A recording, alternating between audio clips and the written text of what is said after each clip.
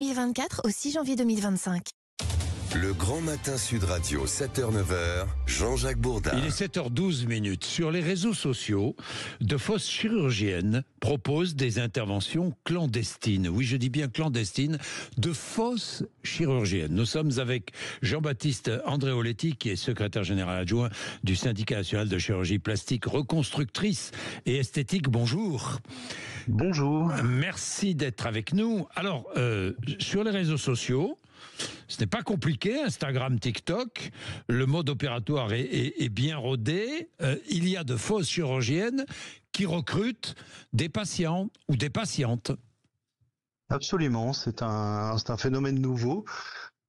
Un petit peu à l'image de ce qui se faisait avec les injections illégales, de la même manière. Vous avez des gens qui ne sont pas diplômés, pas compétents, même qui n'ont des fois rien à voir avec les professions médicales ni de près ni de loin, et qui vont proposer des actes de chirurgie esthétique clandestins dans des appartements ou dans des lieux tout à fait incongrus.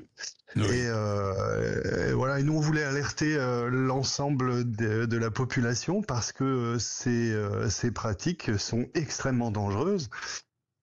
Vous avez des gens qui sont pas du tout qualifiés, qui vont utiliser du matériel qui n'est pas stérile, dans des conditions extrêmement précaires, où la sepsie n'est qu'un vague mot très lointain.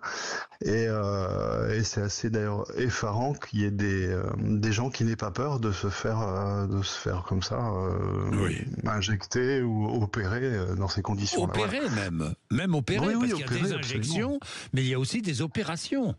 Oui, tout à fait. Oui, alors on voit quelques images sur les réseaux sociaux, donc de personnes qui font des liposuctions du cou. Alors bon, je pense que c'est un secret pour personne. Dans le cou, ils passent des très gros vaisseaux, ils passent des grosses veines, ils passent des grosses artères, on imagine que un coup de canule mal placé dans un vaisseau, ça peut être mortel, tout simplement. Oui, tout simplement mortel.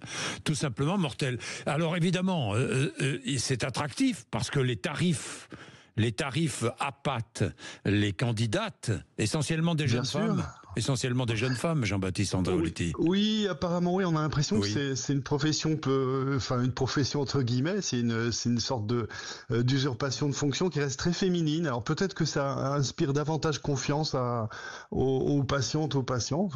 Ce sont des jeunes femmes qui proposent. Ce sont des jeunes femmes qui proposent ces interventions. Absolument, oui, ce sont des jeunes femmes.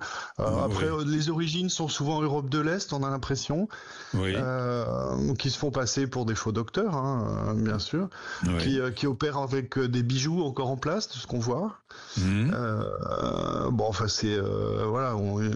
Inutile de vous dire qu'on est dans des conditions qui sont absolument, impensables, quoi. Oui, exercice illégal de la médecine, évidemment. Entre autres. Évidemment, danger pour le patient. C'est une escroquerie. Une escroquerie, parce qu'elles ne sont pas diplômées, ces jeunes femmes qui pratiquent. Bien sûr que c'est une escroquerie. Alors, comme vous le disiez, les tarifs sont attractifs, mais il faut se méfier. On l'avait vu pour les injections. Parfois, elles sont pas si attractives que ça. Et c'est le fait que ce soit un peu clandestin qui va peut-être attirer le patient qui va se dire, ça va être moins cher parce que c'est un peu en dehors des clous. Mais c'est pas si économique que ça, de ce que j'ai compris. Mais encore une fois, j'ai pas les tarifs. Et les patients, et les patientes sont des jeunes femmes aussi, les patientes, la plupart du temps, j'imagine. Apparemment oui, mais encore une fois, je peux pas trop vous en dire plus, on ne sait pas. Je pense que tout le monde peut être attiré par ce genre de pratique. Alors il y a des signes, qui doivent alerter. Peut-être que ça c'est important que vos auditeurs l'entendent. Si on vous donne un rendez-vous sur Instagram, sur TikTok, a priori c'est pas très classique, et donc ça doit inciter à se dire c'est clandestin. Si on vous donne rendez-vous dans un lieu qui n'est pas répertorié, ou un lieu qui va être décidé au dernier moment, ça aussi ça doit vraiment mettre la puce à l'oreille. Et puis les praticiens doivent travailler dans des conditions d'asepsie. Évidemment. En cas de doute, il faut se renseigner auprès de l'ordre des médecins, qui lui a la liste parfaitement à jour des médecins habilités à pratiquer de la chirurgie esthétique. Est-ce que la justice réagit ? Alors, on a l'impression que la justice tarde à réagir. Je crois que le problème essentiel, c'est que on a du mal à coincer ces personnes parce que de par leur mode de fonctionnement qui est justement un peu furtif, des rendez-vous donnés au dernier moment dans des endroits qui changent, on a beaucoup de mal à les coincer.